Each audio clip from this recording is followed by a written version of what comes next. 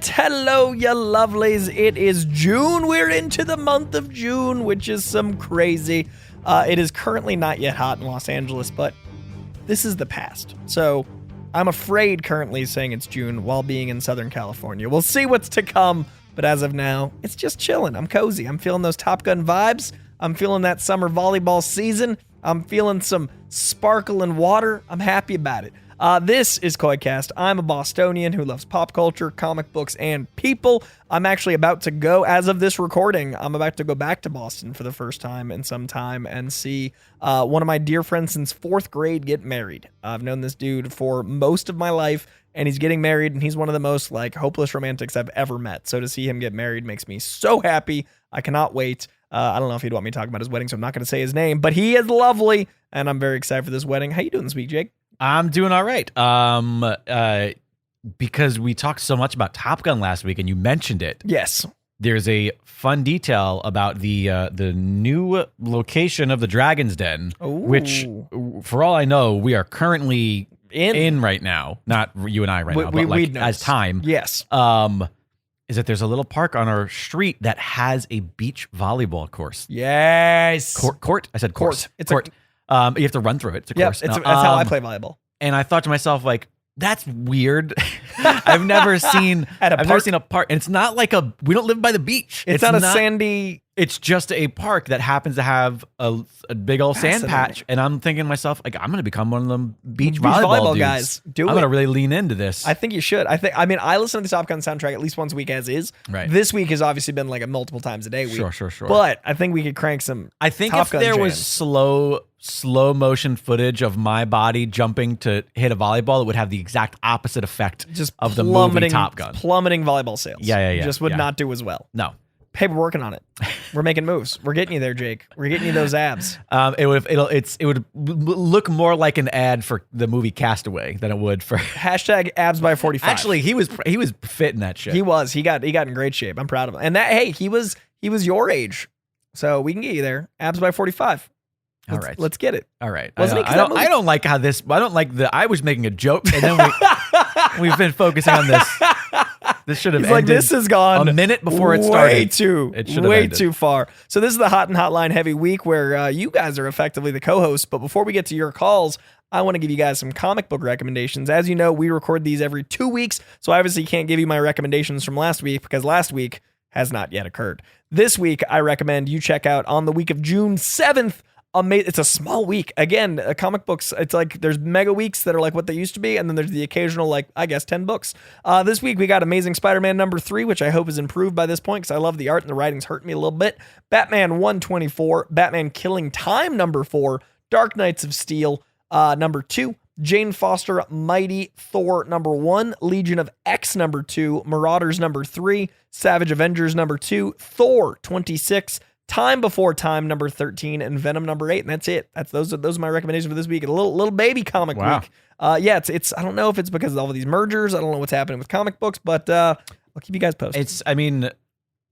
I always wonder if comics follow a similar pattern to film and television, in the sense that there tends to be times of the year summer is movies own, right? So comics maybe there's less, and all the TV shows stop. Yeah, except for the summer TV shows, which are cheap and easy to make. And this August is hella shows because there's no movies. Right. Well, I thought it was just dry, and then I was beginning of season. That's that's the TV season is the August, season September. that people are in school. It's almost like the American school season. Because I was looking at the schedule and I was like, wow, August I'll finally get a break. I was excited, and then I realized that Sandman, the new Game of Thrones show, and Lord of the Rings all debut in August, which is insane because those are all long form, high concept. What was the second one?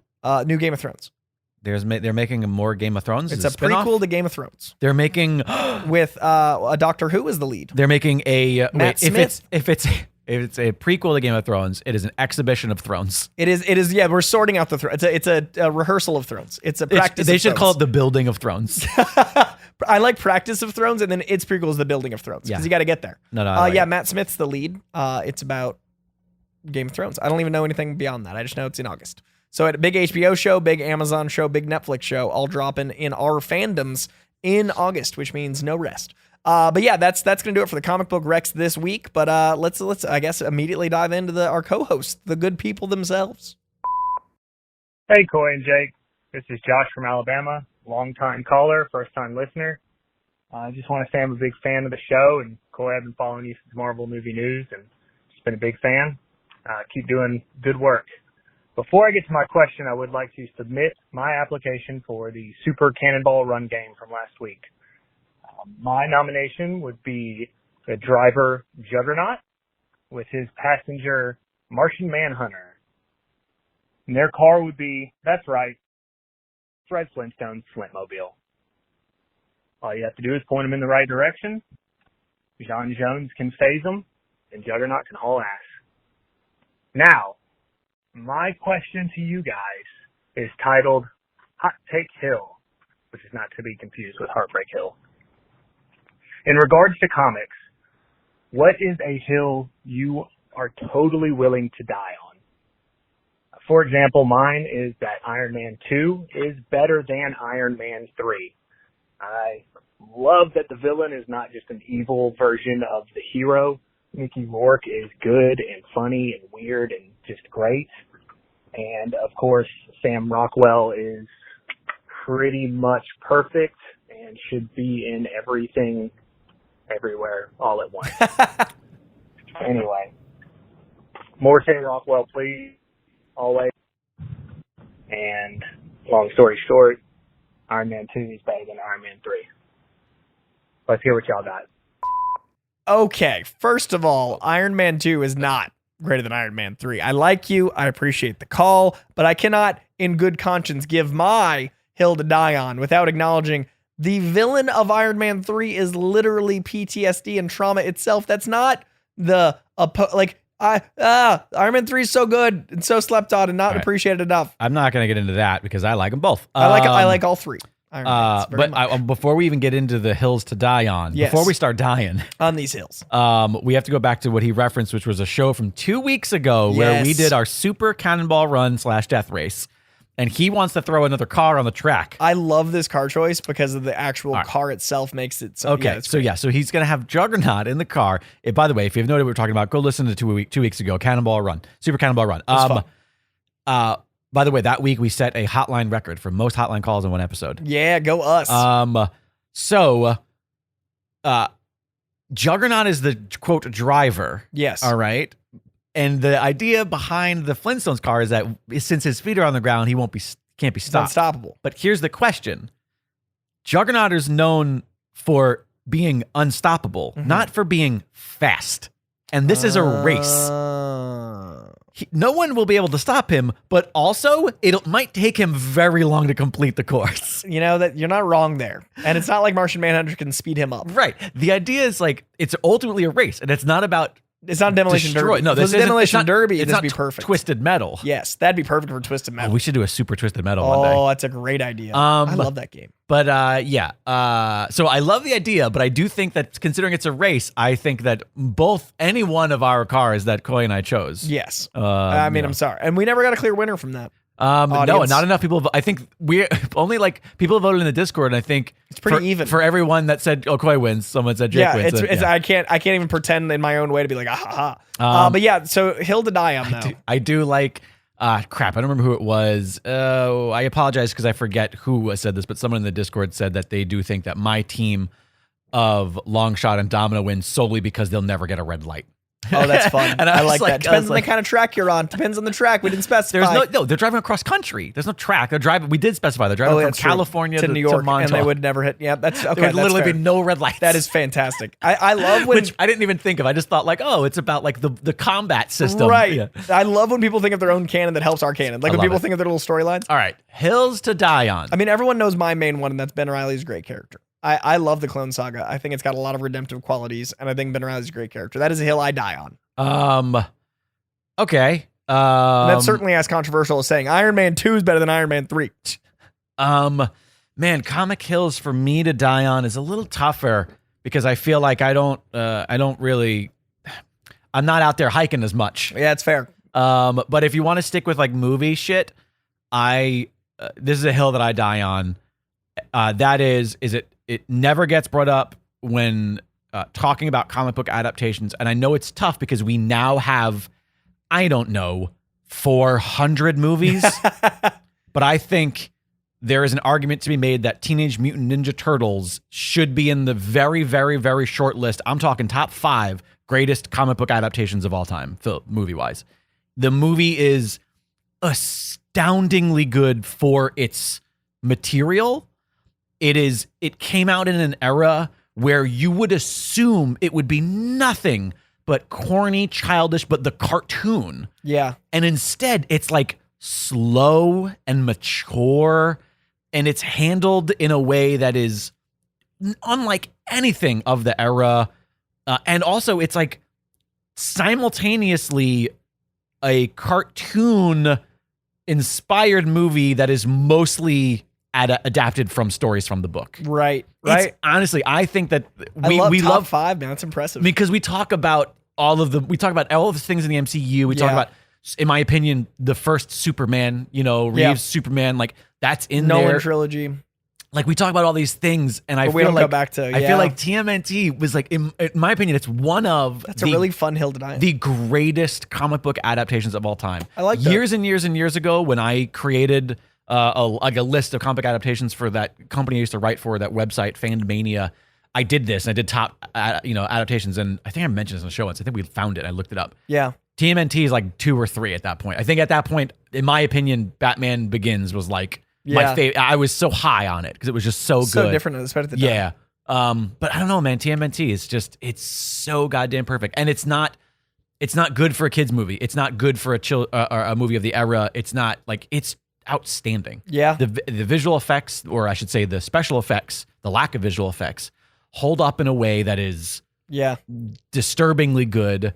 There's 2 shots in the entire movie, which is a very little amount, where there's a problem. Yeah. There's a one shot where Donatello yells that Raph is woken up, and you can see the actor's teeth. Oh shit. And it's like one, and then there's one other shot where you can see 2 cables coming out of Leonardo's not bad shell, for the 80s. like 2 like bright blue cables from the animatronics for the face. Yeah. And by the way, they're like 2 frames each. Right. That's incredible. And it's just, it's so good. Honestly, that's incredible. TMNT, that's I haven't rewatched it in 10 years, but at least. So I'm gonna say that I can't top that, and that just got me to watch Turtles. So it's so good. I'm gonna let that be the hill, because I was trying, like, the whole time you were saying that, I was like, I have nothing that can compete with this. And yeah, Ben Reilly's great, but I beseech you, rewatch Iron Man 3. It's spectacular. It's in my top Marvel movie. I can't stand people dogging Iron Man 3 because I love it. I will say this: the villain is trauma. I know, but I mean the villain presented to us are no, what's his name? I keep on to call him Hammer, but Hammer is Sam Rockwell. Killian, yes, thank you. Yeah. And Sam Rockwell is exceptional on Iron Man 2. I'll give you that. But so Killian, it's a little silly. At that point in the MCU, there's still that was the very first Phase 2 movie, if I'm not mistaken, and everything has been pretty standard. Like, aliens are where the magic comes from, but on Earth, everything's, and that was like, we finally got magic, and it was like, whoa, this guy's breathing fire. Yeah, we finally got like legit magic outside of like the scientific roots of something like the Hulk, right? Or which are also about mythology, but they're also magic. Yeah, but then you've got Thor. Like, so it was, I don't know. There was something about the combination of the most human, rooted in Earth character of Iron Man, who just going uses through the most human shit. Going through the most human shit, and then Magic Lava Man literally carrying his Iron Man suit to make a metaphor. Like, there's a lot of like grounded metaphors, and like so fully give it that. But it still lands better. The good, but the point I was trying to make is the good of that movie is greater than the bad of the Killian-ness. Completely agree. Like, it's so. God, it's so fucking good. It's so fucking good. The scene, I still think that one of the most beautiful scenes in the entire MCU to this day is the hand of Iron Man taking the hand of Tony Stark from under the rubble and pulling him out. To this day, I get emotional. It's one of the most beautiful, most poetic moments. And one of my favorite action set pieces is the Barrel of Monkey scene from the like pilot scene where he's like diving and saving all those people using like his smarts and also the tech. Right. Like, that sequence is so riveting. I have another MCU hill to die on. What do you got? We only love, and by the way, he's one of my favorites of all time, but we only love Mark Ruffalo as Banner because that's what we got. If Norton had stayed Banner, we would have still... It would have been fine. He would have been great. Worked with the team dynamic. I think it would have been fine because it would have been written. He's fine. It's the lines. Like, right. I think he would have been totally fine because he's very good at playing the Weasley guy when needed to play the Weasley guy. Look at him in, quote, every other movie. I think he would have been great. And everything I think else, we all he's like practically Banner. Yeah, we shit on him because he didn't come back and we got a different one. Right. But it's not like it was. It's not like he was. We bad. might have a thing 10 years later, like we got with Garfield, where people start turning around on it. I would love to see him pop up in a Secret Wars. I don't think that will happen personally. No, I don't think he, as Norton, would do it. But anyways, I'm saying that's like another hill. Yeah, another hill I want to die on is that stop dogging on Norton. He was first off, Incredible Hulk was fine. It was good. It had just like Iron Man 2, some beautiful imagery. I still say to this day, for a peak of a movie, him roaring at lightning as he's protecting her in the cave is another like chills moment in what Hulk should be as a quote monster movie. Sure. The Frankenstein story that is the Incredible Hulk was handled better in that movie and in that moment than I think any other Hulk we've got in any other live action format. So just like with Iron Man 3, the good of Hulk, Incredible Hulk, I think outweighs the bad by a mile. Another hill. I'll also agree that Sam Rockwell is one of the best characters and one of the worst. Like, I think Sam Rockwell by himself, like what he's able to do with Hammer, if he doesn't come back in Iron War, what is it not? Armor Wars, I would be so upset. I really want him in Armor Wars. He's so good. Yeah, always. Great question. We got on some rants. I appreciate it very much. Thanks for calling in. Coy, Jake, it's Duger13, R2 Doug2 on Twitter from upstate New York. I hope you are both doing well. In the last episode, Jake had mentioned that Pearl Jam song that makes him weep when he sees it used on TV. I think it was Just Breathe. I had a similar experience. I first heard the Pearl Jam song Unthought Known on the TV show Flash Forward that I know Coy remembers, and I absolutely love that song. It had the same effect on me. Love you guys. Bye. All right, so a Flash Forward reference, and I saw Jake's eyes light up. We can talk about Flash Forward for an entire episode. I mean, we could easily do a Flash Forward episode. I think that Lost ruined Flash Forward because they were trying to recapture the magic of Lost and succeeded. But then, do you know the story about this? About what the thing was? Is they had not yet decided what like the catalyst was for the Flash Forward. And it happened the last season of Lost was on the air. And they had conflicting writing.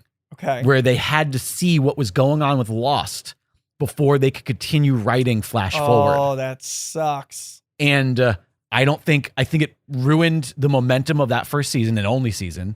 I love Flash Forward. Flash Forward to me, I think was, I'm not going to say it was better than the first few seasons of Lost, but I think it had more potential based on where Lost ended up going. Okay, you're ready for something really funny? Yes. You were very excited to talk about Flash Forward. I was very excited to talk about Flash Forward. We're talking about two different Flash Forwards. Are you serious? I'm talking about a Disney show from the early 90s that I love. You're talking about an ABC show from much more recently. That's what he's talking about as well. I thought he was, and every time I mention Flash Forward in the show, I'm talking about Ben Foster on a Disney Channel original series. My brain is broken right now. So I think he thinks I was talking about your show, whereas whenever I talk about this show, I'm talking about 11-year-old Ben Foster. Look up Flash Forward on Disney Channel right now. This is amazing. This is making me so happy because I was like, I don't remember Pearl Jam feeling like, why would Pearl Jam be in a Disney Channel original? Like, this is from literally 1995. It's a sitcom starring Ben Foster. Okay. There's so many things that are occurring right now. It is 26 episodes. It also stars Jules State, who's incredible in it. Yep. Okay. Can I say? This is Can amazing. I say? Yes. I have to find this because I am 90% positive that Ben Foster was in this. No. All right, I may be confusing Ben Foster with with Dominic Monaghan in this movie. Okay. I know that, they're very different people, but maybe that's why my brain went. Because when you said Ben Foster, I went like, yeah, he was in that, right? And Pearl Jam is definitely on your show. Flash. Yeah, again, because I remember the moment he's talking about. Because I just looked it up and I see Jeff or what's his name? Yes. John Cho. John Cho, thank you. Yeah, I remember the moment he's talking about. And it has Christine Woods, who I absolutely love from Perfect Couples and a billion other things. Has Zachary Knighton in it. Like, so Flash Forward was That's ABC so trying to recapture the magic. So I'm talking about a sci-fi. Me and Duger are both talking about a sci-fi show. Whereas this whole time I've been like, I really enjoyed that Ben Foster comedy. I don't even know where to go from here. I clearly have no input on this because I was in another world. Literally, I was in a Disney Channel original series. What was your Flash Forward about? Mine was a coming of age Boy Meets World story, but with like Jewel State and Ben Foster, and it's them like trying to navigate what it's like to be a kid. What? It's the changing relationship between a boy and a girl who have been friends all their lives. They start to catch feelings. Did you see the Flash Forward that Duger and I are talking about? No. Do you even know what it's about? I've never even heard of it. It's the same exact team from Lost. Before and Lost. it even references Oceanic as the like they take place in the same universe. Oh, that's crazy. And this is so goddamn funny to me. So the premise to Flash Forward is at some point in the world, every single person on the planet blacks out for, I think it was 17 seconds. Okay.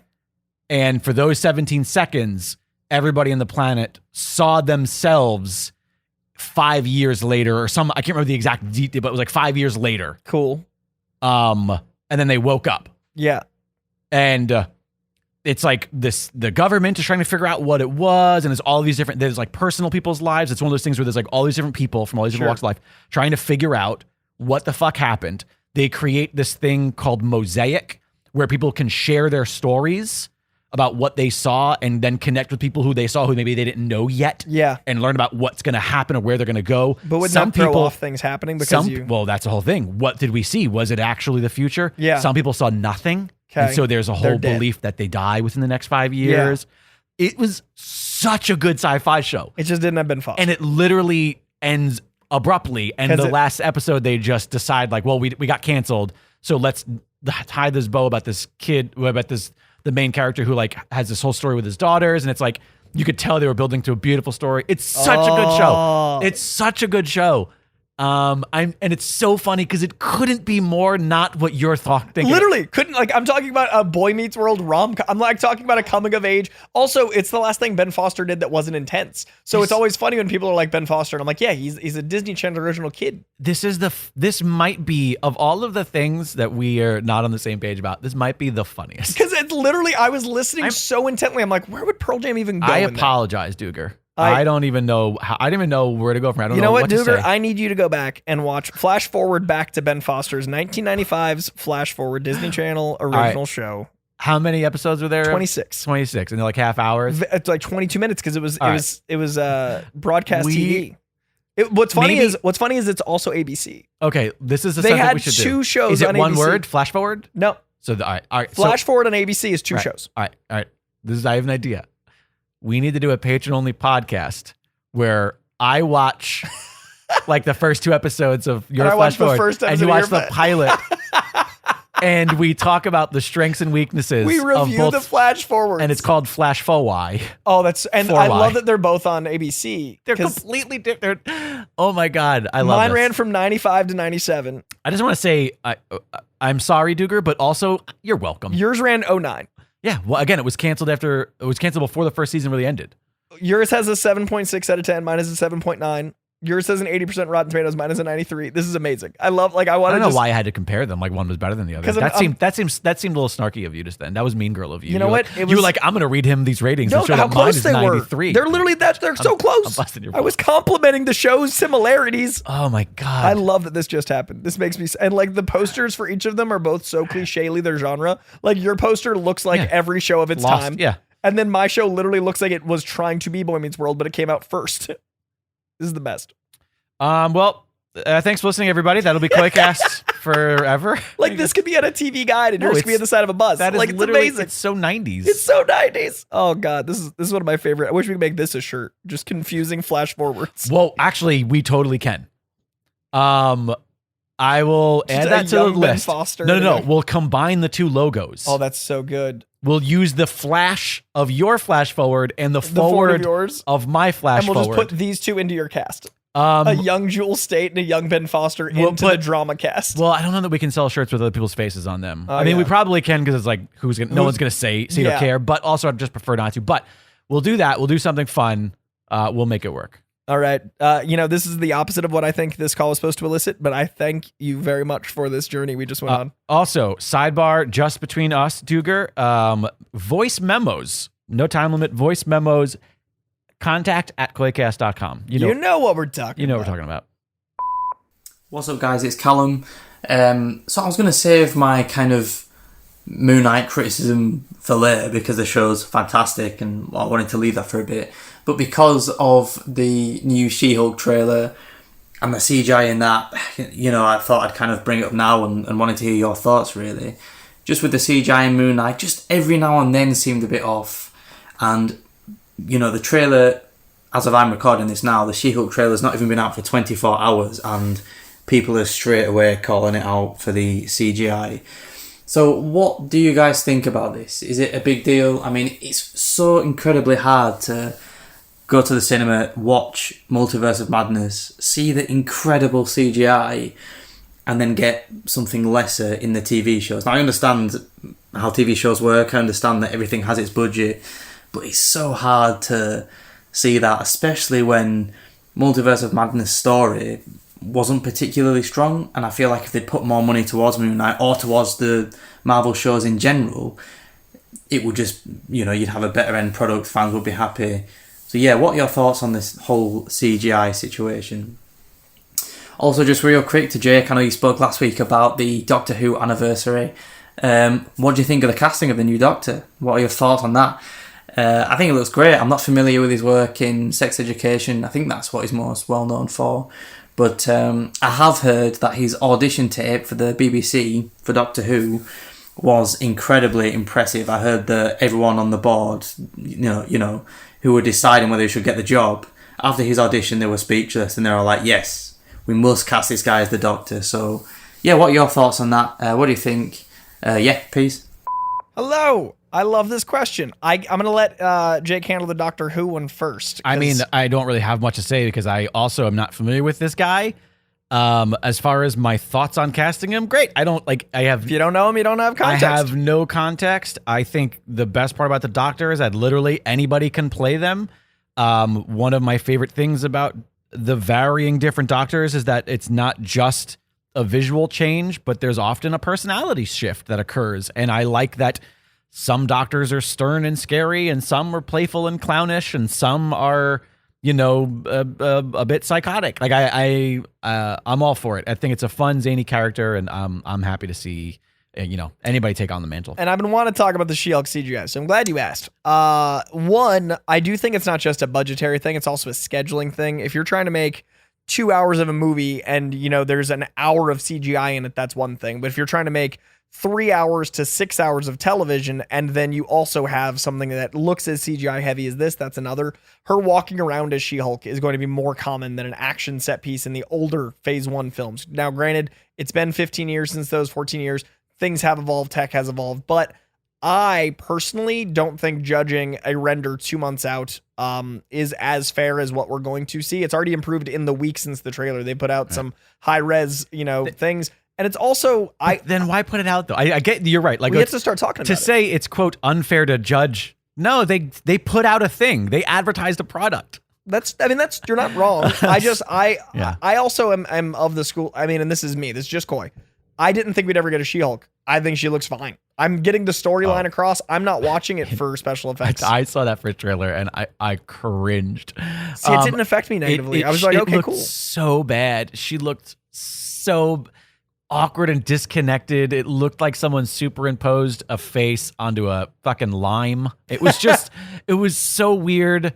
I guess I didn't expect much from the CGI because it's a show, so I went like, oh cool, I'm getting She-Hulk. I don't know. I feel a kinship with the world of visual effects because I have so many friends that work in that field, and I know how overworked they are, how underpaid they are, and how the franchise sci-fi style of work now is almost entirely reliant on them. Yeah. And obviously we're hearing all these rumors that there was pushback from the reason why it looked so bad was because the team did a thing and then the suits changed it last minute. And like that sort of stuff is going to always be uncontrollable. Yeah. But until we refocus all of the budget to allocate the people who are mostly creating things from scratch, Which is insane. then I think like, you know, Disney is going to always have this wonky thing. Because also I agree with, I mentioned the first week of Moon Knight. Yeah, when he was in costume. I was like, the costume looks really bad compared to how incredible Khonshu looked. Right. Like, I feel like they were like, they spent all this time on Khonshu. And then the cape was like, what's happening? And then the cape and when Moon Knight was just Moon Knight, but not Mr. Knight. But and what's crazy is the practical Moon Knight suit looks so great. I've seen it. I think that's the difference. Is like the stuff that wasn't. They should have practical. let him just Because, be practical as much. For example, I think they did as much as possible. When he's taking stuff off of his chest and you can tell he's not. There's nothing like there was a huge disconnect. It was a lot of the uncanny valley that we got. It felt like the CG of yesteryear. It felt like the Raimi Spider-Man style CG. And I guess I judge Moon Knight more harshly because it's something that could be practical, whereas you don't have a 7-foot green woman. And so I guess my brain goes like, okay, She-Hulk looks weird because She-Hulk would look weird. But I do think that they do have a problem of, and I think he did hit the nail on the head here with budget. Like, they're definitely spending more money on movies. Yeah. And if in a world where we don't really, it's a streaming service, it's a mini series, it's a show, whatever you want to call it, it's all the same now, right? Yeah. The days of us, I think, watching even like a TV series like the CW DC shows, like Smallville, where we just go like, well, yeah, it's TV. We expect it to look bad, but if we have the same standard for film and TV because they intermingle same character, same world, crossover, same universe. And Hulk looks great because he's already been rendered. Like the Hulk and Abomination CGI is different because you're adding it to a world like that character's done. I disagree with that. Oh, it's because it's mostly just a probably an animation with a performance mocap of his face, whereas everything we saw of the She-Hulk in the trailer we got, the first one, that's just her face, right? It's not a mocap of a character. Yeah, I'm saying they've finished the Hulk long ago, and now all Mark Ruffalo has to do is move. I'm saying the same thing as you. Like the She-Hulk's been rendered. You obviously have to change. No, but I'm talking about a different style of animation. The Uncanny Valley is too close to what she actually looks like. Well, it's because they're actually using her actual facial performance versus they're not using his. And Abomination obviously is like a creature, but like so they're like greening over her face. So our Uncanny Valley thing is going like that looks almost like a person because it looks like it could. Most of that shit could have been visual. It could have been special effects. It looks like most of this could have been makeup. Or just had her not be 7 feet. Like, but even the close-up, she doesn't have to be 7 feet for the close-ups. Right. Like, do you know what I mean? Like, she doesn't, we don't need just Gamora. Put her on a goddamn apple box. Yeah. Look at Zoe Saldana. Sure. Like Zoe Saldana looks amazing and she's green. Or Nebula. Yeah. You know what I mean? But again, though, that's the budget though. They're probably not going to spend that sort of money because this is what I'm getting at with the problem. Yeah. It's cheaper to not pay not pay makeup artists and then not pay for the time in the chair. And then a year later when you're CGIing. Instead to underpay your visual effects team. And that's the problem. Yeah. Yeah. I mean, and so we're on the same page here. I was less bothered by it. I obviously see what it looks like, but I also was like, I'm getting She-Hulk. I do want to say, I'm so stoked for the show. And the story looks fun and the trailer looked good as far as like, it looks like Spin City. I can't wait for Spin City with She-Hulk. I just think the visuals were just fucking cringe. I also I laughed out loud. Like I laughed out loud when there was a couple of those close-ups of her face, and I was like, "This is not really what this is going to look like, is it?" I hope it's not. And I do think those 2 months will change things. Because now that it's got the foundation, now you build and build and build, and each layer is going to look better. Like hair, like you develop that stuff. But yeah, great question. I'm fingers crossed, and I got a lot of guff because I made a comment on. I was getting a lot of shit. This MCU shit. So I made a thing saying like She-Hulk was actually invented in 1979. It was the last character Stan Lee invented before he left Marvel and then came back in 92. Like she's older than most of these fucks being upset that women are in the MCU.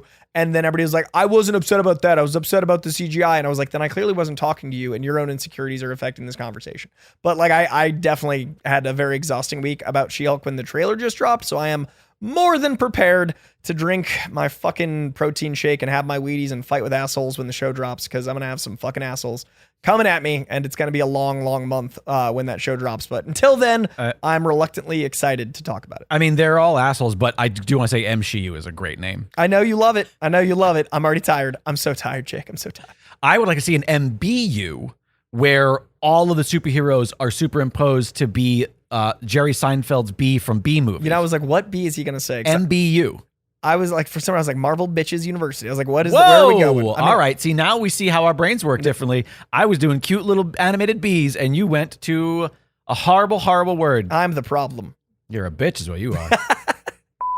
Hello, KoiCast. This is Masked Llama of the Legendary Fighting Federation, and I am calling because there was a challenge issued to talk about different comic book multiverses and to have them fill in the stories. And so I remember an issue of What If in the 616 continuity timeline universe, whatever. Bishop of the X-Men. He traveled to the past to become an X-Men after his sister Shard was killed by the evil mutant Fitzroy. But in this reality, what if Bishop had been killed by Fitzroy, and Shard came back to the past to hunt him down and to make him pay, and to make all the evil mutants pay? How do you think that turned out? Well, look forward to your answers. Bye, y'all. Okay, so I want to preface this with, I love this question because I actually don't know. I was listening to it the first time and I thought you were talking about like the around the Phalanx Covenant storyline era, but then I realized I don't remember this story. But this brings me to a good point.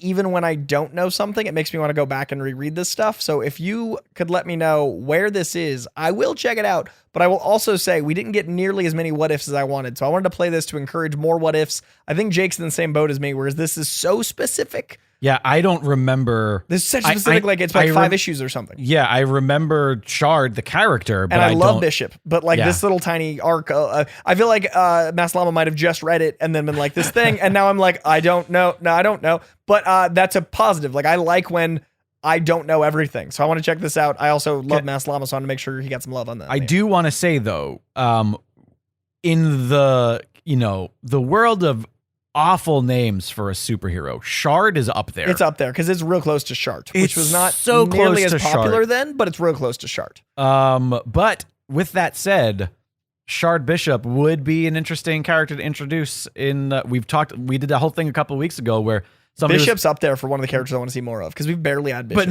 But what I was referring to was characters who we've never seen live action. Remember we did that when we read through and it was like insane. So we had many 50 X-Men. We don't think we brought up Shard Bishop. We didn't, but we did bring up that Bishop is underused. So I feel like any Bishop and then evolving to Shard Bishop, that'd be cool. Also, like what were their parents? You named your kid Lucas and then you named the kid Shard. Yeah, clearly you made some choices. And clearly you had favoritism. Lucas and Shard? Lucas and Shard? I mean, that's like, tell me that you loved your son more without telling me you loved your son more. I mean, my parents named their kid Coy and Lucas. My little brother's name is Lucas. Those are both like perfectly respectable names. I don't usually get to reference Lucas's. That's like, this is, hi, I'm Dave and this is my brother Farquaad. Yeah, it's like, nobody's happy about that. Yeah, that doesn't make sense. Because you're embarrassed. But yeah, great question that I wish I had an answer to prove that sometimes that does happen. But to actually answer the question though, because he said like the idea is that if we don't know, we're supposed to fill it in. Oh yeah. I don't remember. It's hard for me to do this because I don't remember.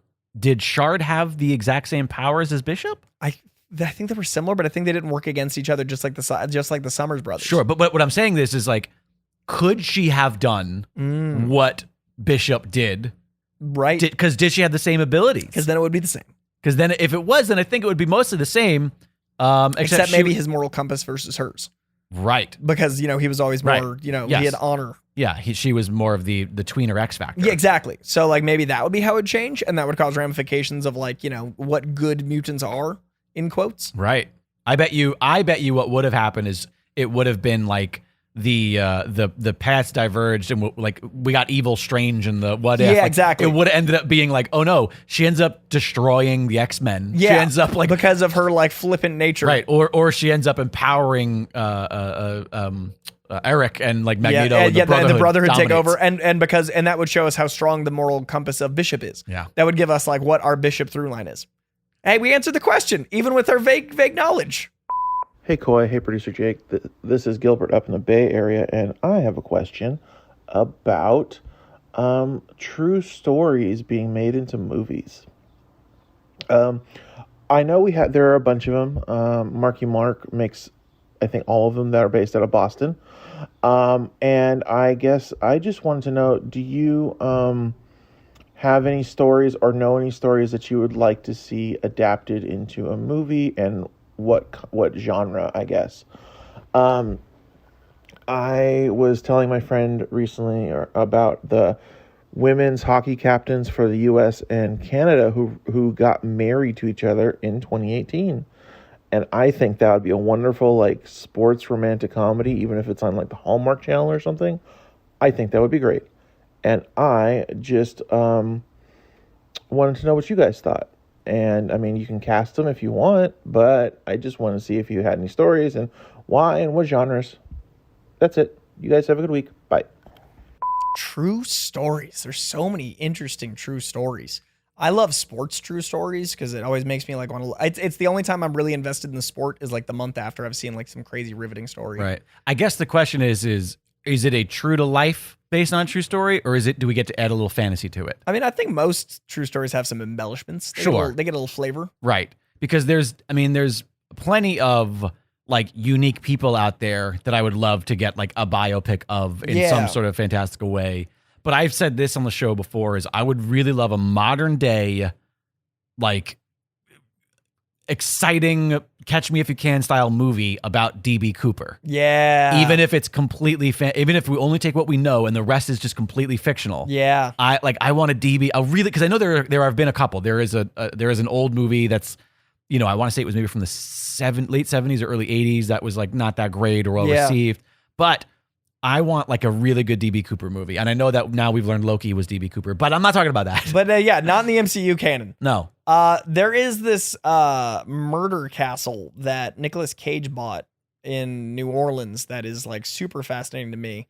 And it's basically like a death castle where they had rooms that led to nowhere and like hallways that led to nothing. And this rich dude would just lure people into his house and kill them in like crazy creative ways. And I've always thought in this age of like American Horror Story and true crime stories, putting those two things together, like a haunted house true crime movie would be really interesting. Yeah, especially if it has roots in reality and you can throw anytime there's a horror and it starts with like based on true there's story, always a little extra. Inspired by true events, you go, oh. Yeah. Like, I wonder what you look it up afterwards. Like, I wonder what this was. Yeah, like I feel like those movies that they do, the Blumhouse movies of those two, that couple, like those are always fascinating. And yet we've not made a thing out of this. And I don't know, it's always intrigued me. And there's a few in New Orleans that are a thing. I think the one I'm talking about is La Laurie Mansion. Ooh, interesting. Yeah, let me try to get some. How do you spell it? Let's see, L-A and then Laurie Mansion, La Laurie. La Laurie Mansion. Ooh, historical landmark, New Orleans. The haunted La Laurie Mansion. And it was a woman that did this. Oh, is this the house where slaves were tortured at the hands of Delphine LaLaurie? Yeah. Question mark. Up.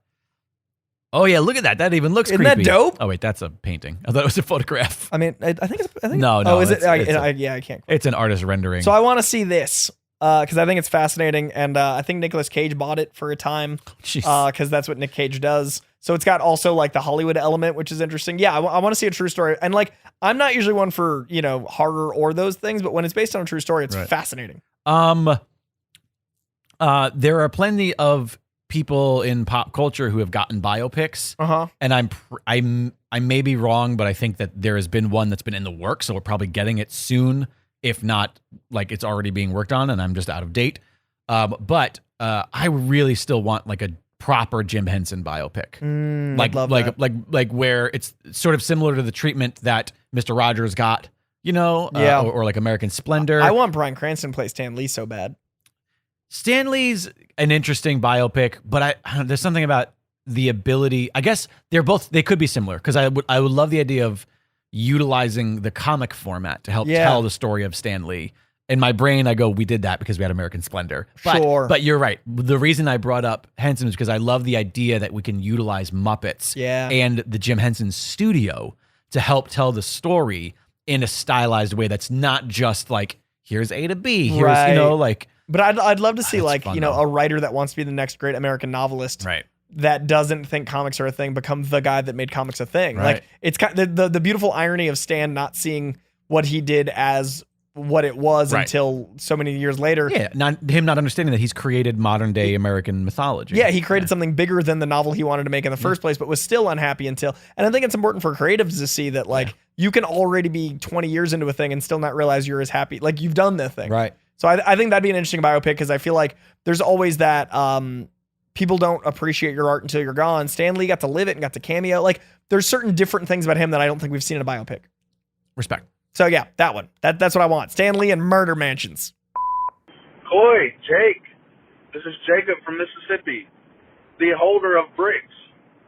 I was just calling to see, has there ever been a single casting that maybe you didn't like maybe you heard about Nicolas Cage being Superman, or maybe is there a casting that you think is very weird or of a bad actor or anything like that you think would just kill a role? Just wondering. And also, I hope you guys are having a great day. You know, sometimes you just need to hear it. Keep up the great work. All right, bye. Well, if it isn't the unpunchable Jacob Wood. One, congratulations directly to you, sir. Hope you received that news well. Two, I love this because I'm usually so positive, but there is occasionally like a casting choice that I think is completely out of nowhere. Off the top of my head, nothing's coming to mind because I'm usually like proven wrong.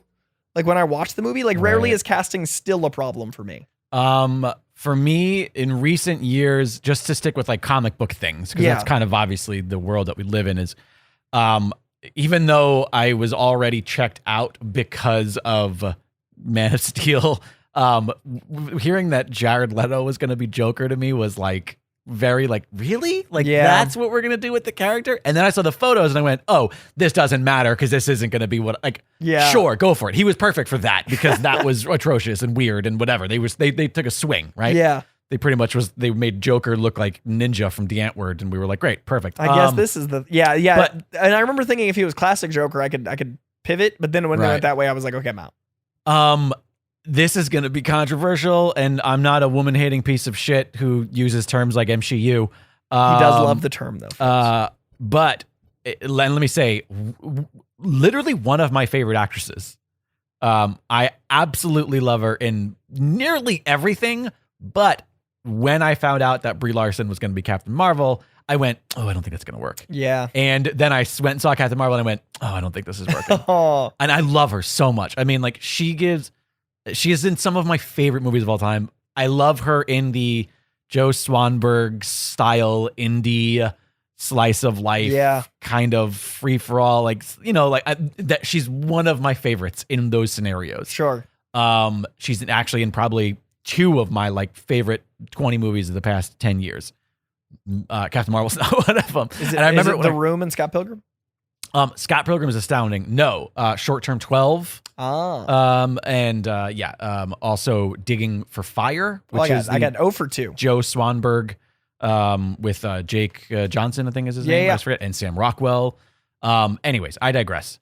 When they announced her casting, I went like, oh, I don't know that I think because she's such a good play it close to the chest, realistic, like minimalist actor, that standing her next to like Chris Hemsworth and Chris Evans, who are playing at 11 gods, and Scarlett Johansson, who are just they're doing like theater acting for Marvel, because you need it, because it is comic book, it is big, and as much as we say, oh, I love Marvel because they do stuff that's so human and so rooted in reality, the performances are still need to be elevated.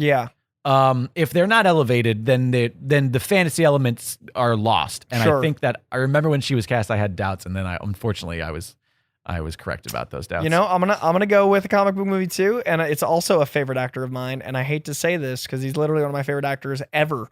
I do think a big part of what has stalled us with Green Lantern is that Ryan Reynolds is not Green Lantern. Like, I think of Hal Jordan as not necessarily funny. He's more stoic. Like, especially like the fighter pilot Hal Jordan has quips, but he's not quippy. Right. Like Guy Gardner is quippy, and if they're the same character, he was the wrong Lantern. He would have been a very funny, dye his hair or make it look stupid. I don't care, but like he's not that character. Sure. So I do think that them trying to make it's like with Grant Gustin, they sometimes make him both Wally West and Barry Allen. Yep. Yeah. So like that kind of throws off both characters. Right. So like I love Ryan Reynolds, but he's not Hal Jordan.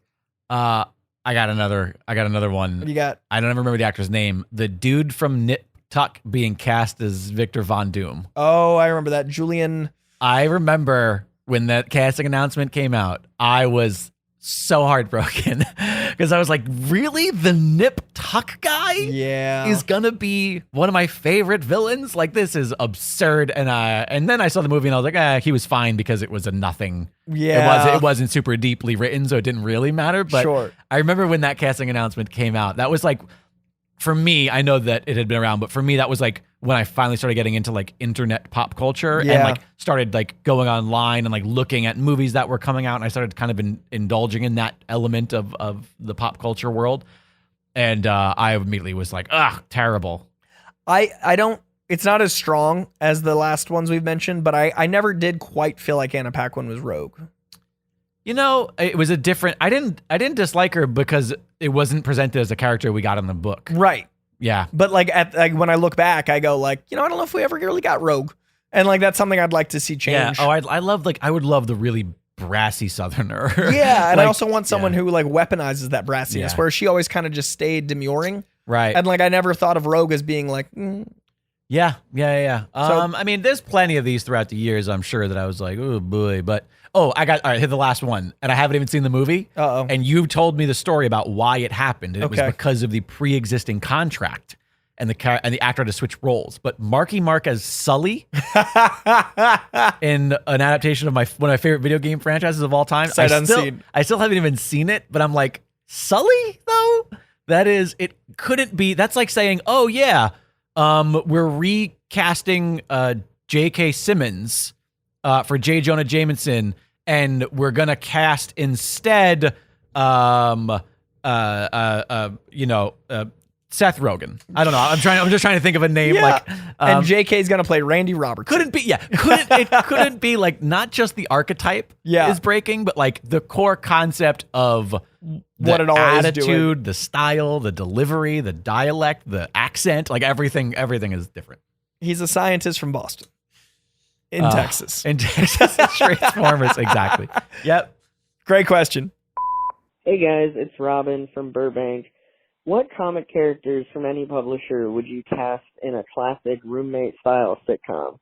I'm kind of thinking of Friends as my foundation, so I'm thinking you need a jock doofus-type character like Joey, the nerd, the sarcastic funny one, the flirtatious one, a quirky one, and then the controlling competitive type. So what characters would you use to fill each archetype, and who would you room with each other? Try not to only use X-Men. Alright, interested to see what you have. Thanks, bye.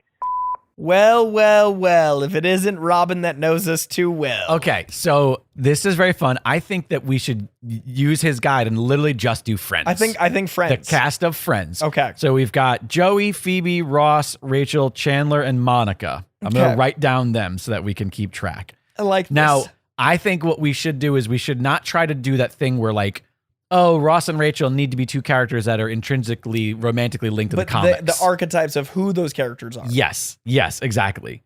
Joey and Phoebe are probably going to be like the easiest because they're more specific archetypes. Sure. Do you have any? I got one. All right, what do you got? Okay, hyper sarcastic, hard to room with, but at the end of the day, very lovable. Uses his comedy as a defense mechanism. This is Chandler, I'm guessing. Trying to figure his life out. Deadpool. So you think Deadpool should be Chandler? I think Deadpool should be Chandler. Wade Okay. Wilson, Chandler Bing. All right. Could I break the fourth wall anymore? All right. This is my pet duck and chick. I'm Deadpool. All right. So Deadpool's Chandler, which I dig. I like that. Now Chandler is intrinsically romantically linked with Monica. Yes. So let's make let's these leave there. leaps easy. Okay. So who Monica- is Deadpool's super hyper and it's great List oriented because it's the exact opposite of Deadpool. Exactly. But they need each other. hyper analytical Who is a type A Emma Frost. X-Men? We're God still damn it. But that's right. It's true though. I don't know though, because I don't think that I think Emma Frost is way too I don't know. I think Emma Frost is almost more Rachel than, because I think Emma Frost is I don't think she's the writer. I think we need somebody who is because I have somebody that I got thinking somebody of. too. Go ahead though. I was actually gonna do Spider-Woman. Jessica Drew? Yes. Oh, interesting. I was 'Cause in my- gonna go Lois Lane. Oh, Because she's list oriented, shit. really clever, No, keeps track of right? You've hit the nail on the head. Lois Lane. Yeah. Lois Lane. Monica's Lois Lane. And Deadpool, who will have a lot of fun talking about Superman all the time. And She'll be she's like, I super don't know who jealous that of her is. ex. Oh no, it's her ex. Like Right. yeah. Oh, wait a minute. So wait, does that mean that Superman was it Bruce Willis? No, I forget. Didn't Monica have Was it Tom Selleck? Tom Selleck. Which is Yes. perfect. Tom Yes. Selleck is Superman. Superman is Tom Selleck is Superman. Selleck. With the mustache from Snyder. I fucking love that. Accidentally canon. Oh, when we make this art, we Great. gotta have Tom Selleck as I'm gonna put Superman. an under. I'm gonna do an under, like a arrow down, and just write like Tom Selleck, because I don't remember what the character's name was. Doesn't matter. Tom Selleck. Tom Superman. Selleck. That makes Tom Selleck Soups. Even though we Which said we is weren't gonna do that because still like, great. but whatever, it's fine. All right, so let's go. Joey. I mean, like, who is the dumb? There's plenty of brutish jughead. Like, Yeah. like this is one of the most common. But is still likable. Like Of course. still our guy. But he's a jock. He's the bro. He's maybe a little bit. He's not that bright. Guy Gardner? Green Um, Lantern? Okay. Because he's like a jock, but like he's still redeeming. You still want to root for him, even though he's kind of a dick. Right. He like makes impulsive choices. He's not the most like. Is he too? But he's too smart though. Is he too smart for Joey? I think he might be Is because Flash he's not Thompson? written. He's not written as Flash Thompson. Because he's literally Flash Thompson is probably the best. and like he's likable ish. Also, wants to be famous. Also, and definitely actor. Oh wait, Yeah. also Booster also falls into this as Booster well. would be great as well. But we always cast Booster in things. We do. I Let's like go Flash. Thompson. Let's go Flash Thompson. I like Flash Thompson. Oops. All right. So Flash Thompson is. I never remember if he spells it with a. He spells it like he like chose his he's own out name. there. He's a person. Thompson with an CH. H. Yeah. Okay. Thompson. All right. Great. So Phoebe, who is the wacky, zany, like, off the wall, a little bit weird, a little bit eccentric, not all there. Yeah. Who would sing about smelly cats? I don't know why, but the first thing that came to my mind, just because of the zany self-awareness, is Ms. Marvel, is Kamala Khan. Oh, that's fun. I know she's young, but it doesn't matter. These are all different Yeah. because I feel like she's a little frantic and a little bit like neurotic. And Squirrel Girl is in the same position. Ooh, I think Squirrel Girl, and especially with Smelly Cat. I think Squirrel Girl, because she's like overpowered, and Phoebe sometimes always seems to like things go her way. You're right. I like and it. like she also would. I could totally see her like always hanging out in a coffee shop. But she's also the sort of person who's like, she goes like, yeah, whatever, I don't care. Yeah. Like because I feel like Squirrel Girl, even though it's a story about someone who maybe is starting with no confidence, is just because that was my favorite thing about Phoebe is that like Phoebe does not give a shit what anybody thinks and about she's her. on her own plane of reality. Yeah. like Squirrel Girl. All right, I like that. All right, so we have America's Couple next. Yep, of course we The do. original Jim and Pam, Ross and Rachel. All right, let's see. Ross is scientific, a little droll, is funny to himself, has his moments, somehow always gets the girl. But he's also kind of the butt of jokes. Man, I hate to go and double down on the Spider-Man, but is he not like Peter Parker? No, he's Aquaman. Ooh, I kind of like that. He's always the butt of the jokes, but he's also in tune with nature because he's an archaeologist. And he gets the girl. Aquaman does definitely- get the girl. Aquaman. But he's kind of a And Yeah. we're not talking Jason. We're not talking super sexy Jason Momoa. No, we're talking old Silver Age school, Super Friends. nerdy. Aquaman. Yeah. I mean, I feel like that's kind of a no-brainer. There it is. That's great. I And like now that. Rachel is everybody wants Rachel. Yep. She's the ultimate she is the it girl. The belle of the ball, the ultimate it girl. Who is the ultimate it girl in comics? And this is like, there's just so many of them. I'm going to say Black Cat. Felicia Hardy. That's pretty good. I think I'm gonna try and see if I can do any better, but Felicia Hardy's a pretty good one. I feel pretty good about Felicia Hardy. I could also see Felicia Hardy like working as a waitress as a cover. She's never gonna get married. She always has people going after her. I think Felicia's a little smarter than Rachel, but I was gonna say, and that's the thing is they never made Rachel seem like she was dumb because she came from wealth. She did, and it's not her fault. It just doesn't. She was educated. She doesn't have cunning. That's the better term for it. She's not cunning. You're right. She's not intelligence. It's cunning. You're right. Because Rachel isn't dumb. Can I do any but better? She's not cunning. I don't know that I can do any better. The only other, I'm trying to also think outside of the superhero box. Sure.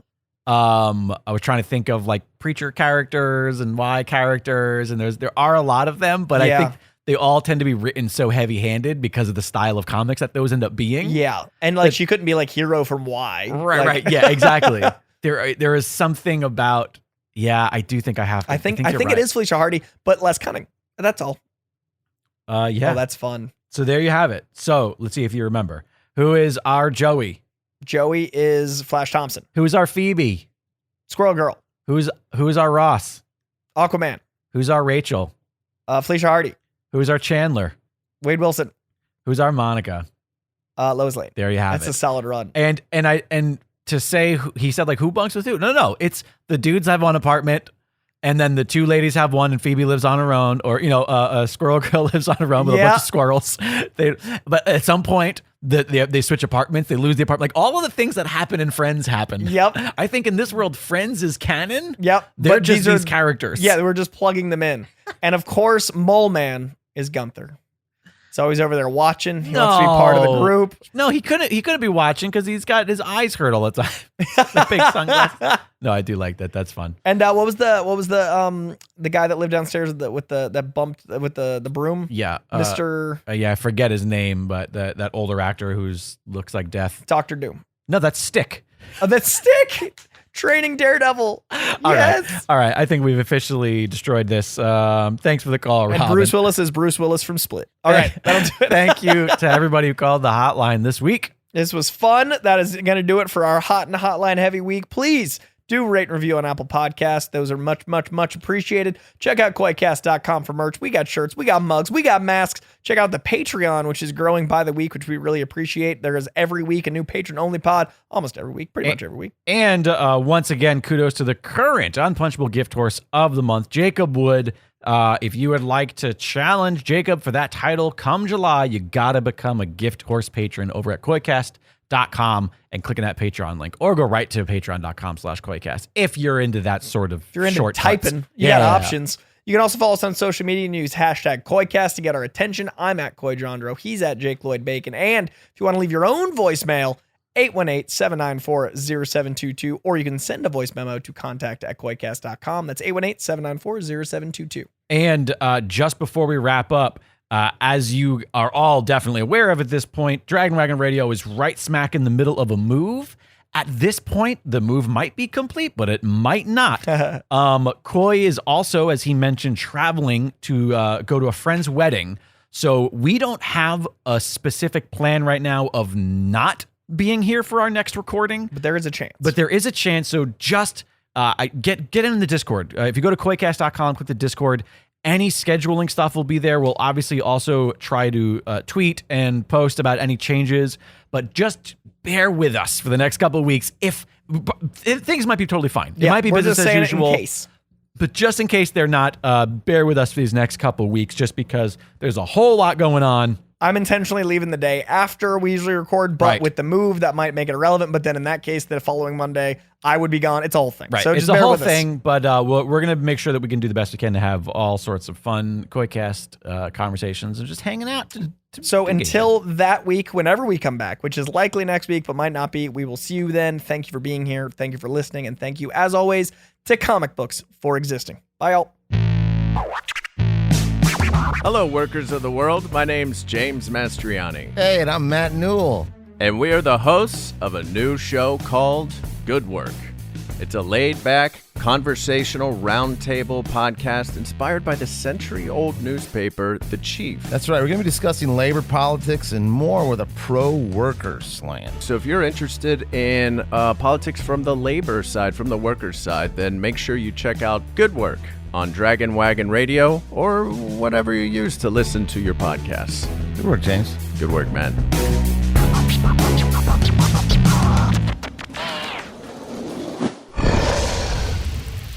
It's Dragon Wagon.